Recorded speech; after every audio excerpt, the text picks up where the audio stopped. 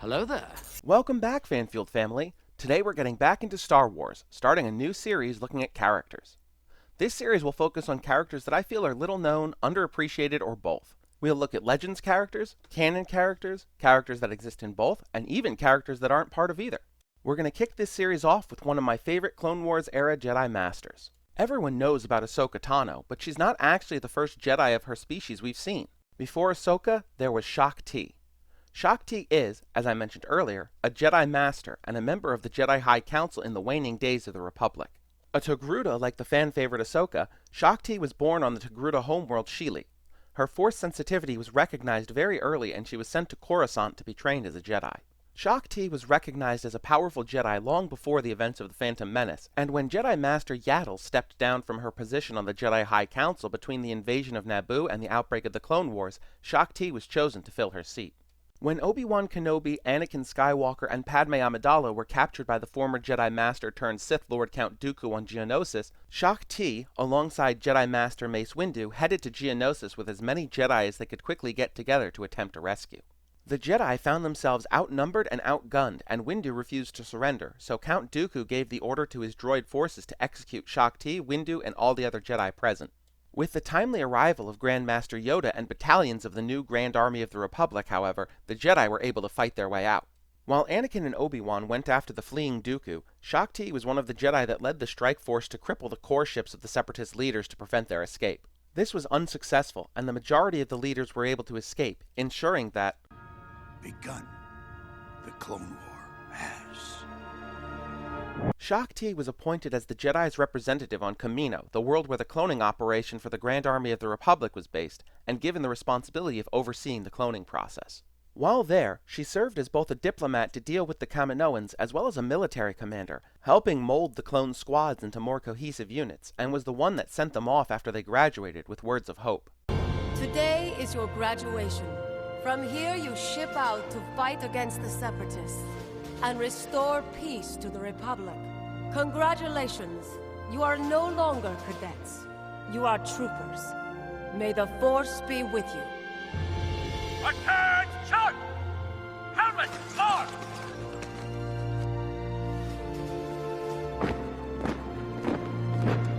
She was also given the duty of coordinating the planet's defenses, both by establishing an orbital blockade to prevent invasion, as well as an on-world battalion, of which she was the commanding officer. She worked closely with the Kaminoan government, representing the Republic's interests in meetings with Lama Su, the Kaminoan Prime Minister.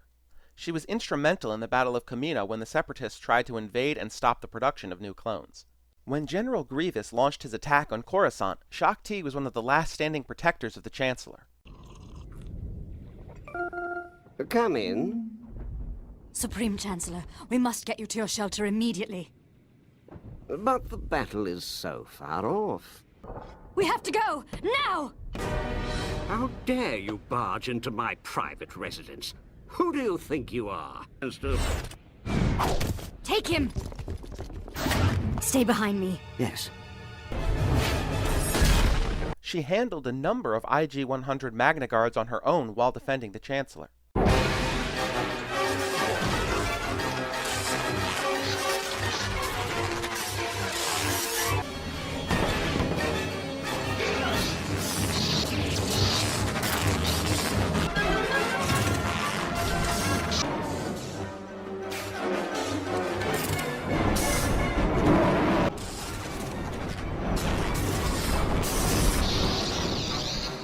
This entire fight was a run-and-gun battle through Coruscant, all while protecting a high-value individual, which means that this whole fight was considerably more taxing than a straight fight against Magna Guards would be. She even held her own against General Grievous for a time through her raw skill and her cunning, but eventually she was overpowered.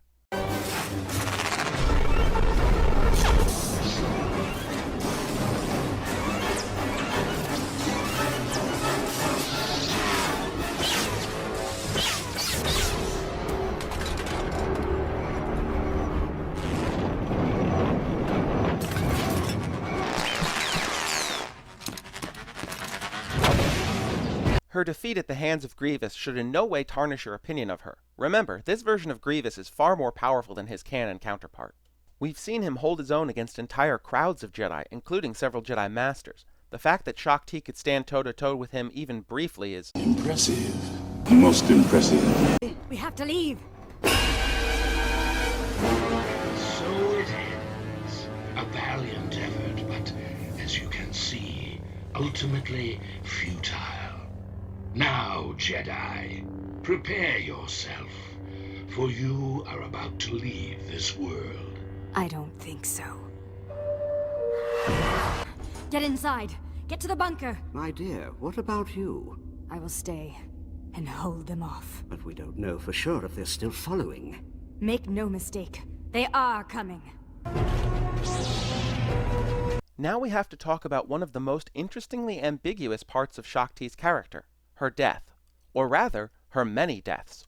Across canon and legends, Shaak Ti has had no fewer than 4 deaths. There were 2 scenes cut from Revenge of the Sith, the first being General Grievous killing Shaak Ti with her own lightsaber on his ship the Invisible Hand during the opening of the movie.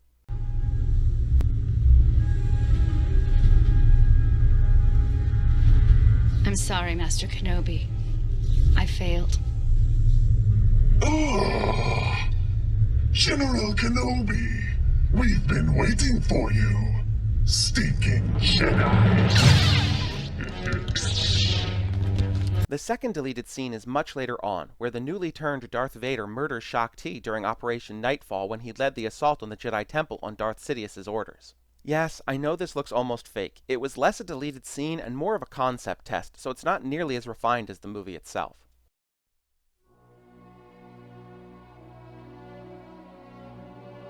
What is it, Skywalker?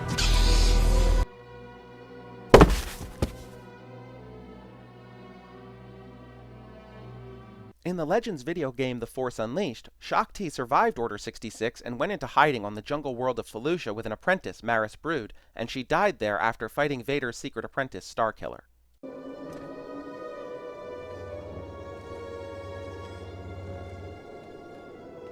Vader's assassin. Welcome to the ancient abyss. A place of sacrifice since time immemorial. Are you prepared to meet your fate?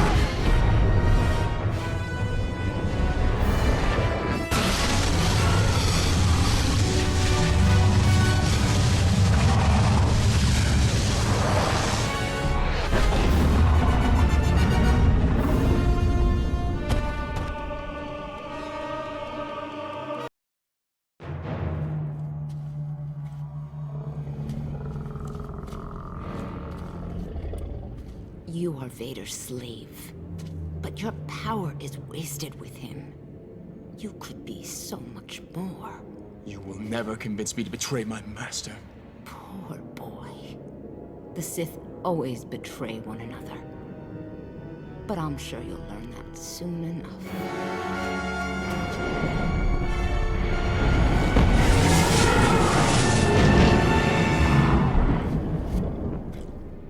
Finally, and this is generally considered her real death, in Clone Wars Season 7, Yoda has a vision of Order 66 while on Dagobah, and he sees Shaak Ti impaled by Vader's blue lightsaber.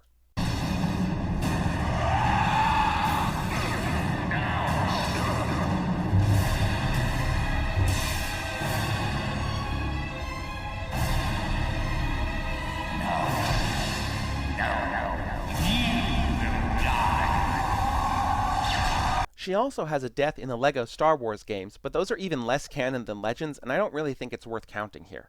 In canon, we have no information on her master or any apprentices, but in Legends, she has had 4 apprentices. 2 of the 4 are unnamed, one is named Faye's son that she trained before the fall of the Republic, And of course, Shaak Ti served as an informal teacher for Maris Brood post-Order 66 after Brood's original master vanished. So that's Shaak Ti from her early years to her death. Let's talk about her personality now. Shaak Ti was a patient, deliberate woman, and unlike certain other Jedi Guardians like Anakin Skywalker who rushed into battle headlong, she preferred to wait and observe a situation to gather as much information as possible before acting. That's not to say she wouldn't leap into battle immediately if it was necessary, she just preferred the wait-and-see approach. This pensive, analytical nature really suited her soft-spoken wisdom. She preferred to listen rather than speak, and when she did speak, it was always worth listening to. She was very devoted to the Jedi tenets, especially the emphasis on compassion and the belief that life should be preserved at all costs. This led her to butt heads with the Kaminoans, who believed that the clones were disposable. This came to light when the Clone Trooper 5s went rogue after discovering the inhibitor chip.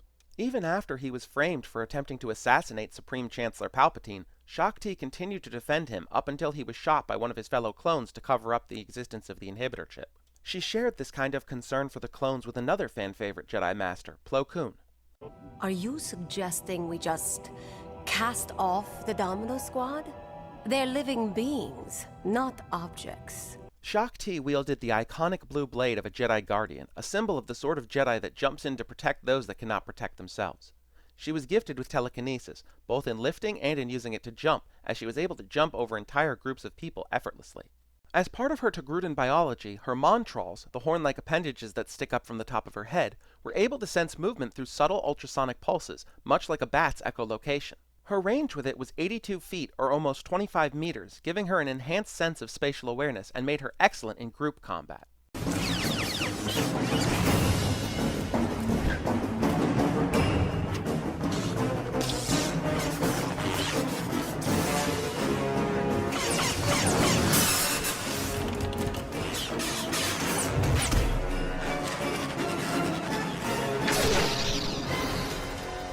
This is very evident when defending the Chancellor's escape during the Battle of Coruscant, where even after she was disarmed, she was able to use the Magna Guards themselves as shields, and even disarm one to use its electrostaff herself.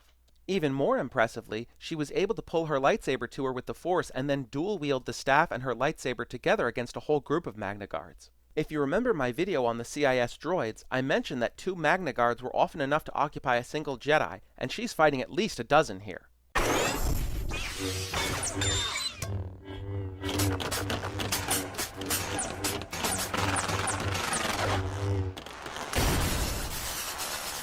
She was a skilled combatant, and in addition to using her lightsaber, she was not only able, but gifted in using 2 weapons at once. She was also a decent pilot, nothing on the level of Anakin Skywalker, of course, but still skilled enough to bear mentioning. While Shaak Ti was an incredible fighter, she tended to prefer teaching. Luke Skywalker suggested that that's the reason she was given her place on Kamino during the Clone Wars, because she excelled as both a teacher and a warrior, and together those skills made her perfect for training combatants. We really see this in Clone Wars Season 3 Episode 1, Clone Cadets, where Shaak Ti oversees the drastic change in the cadet team Domino Squad. In the beginning, Domino Squad is a complete disaster, but when 2 members, Fives and Echo, speak with Shaak Ti to request a transfer out of the squad, she tells them that they need to learn to work as a team and that she'll permit them to take their exam again, and when they do, they have an entirely different mindset. Not one of personal victory, but one of brotherhood. You were right, you know, about everything. I heard you were quite the leader out there. No leaders. We are a team. All of us, 99. The Army's lucky to have a clone like you, Heavy. Not as lucky as I am to have a brother like you. This sort of gentle guidance is core to Shaak Ti's nature as a Jedi. She was also a talented leader and a skilled and experienced diplomat.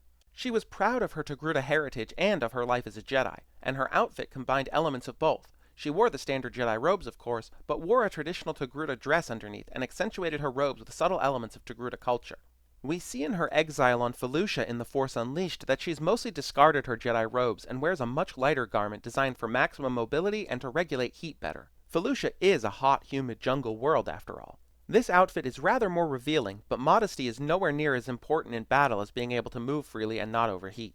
In her live-action appearances, she was portrayed by Israeli actress Orly Shoshan, and the character's skill in battle may be a nod to Shoshan's time as a member of the Israeli Defense Forces. Shoshan was a gifted hand-to-hand combat expert. In Clone Wars, she was voiced by Tasia Valenza, while in the 2003 Clone Wars miniseries, she was voiced by prolific voice actress Grey DeLisle. In The Force Unleashed, she was voiced by Susan Eisenberg, who also voiced Wonder Woman in the Justice League animated series, something I was not aware of before doing research for this video, but now I can't unhear it. I became very fond of Shaak Ti in the 2003 Clone Wars miniseries. I always thought she was really cute in Genndy Tartakovsky's art style, and her skill as a warrior really made me like her even more. And that just about wraps it up for Shaak Ti. Thanks for watching. What do you think of Shaak Ti? Is there anything I missed in discussing her? Who would you like to see me cover next? Let me know down in the comments. If you liked this, don't worry, there's more on the way. There's a new video every Friday and often bonus videos here and there. Please consider taking the time to like, comment, and subscribe. It all helps out enormously. Even if you think you're subscribed, go double check. YouTube has this weird habit of unsubscribing people. Again, thank you so much for watching, and I'll see you in the next one.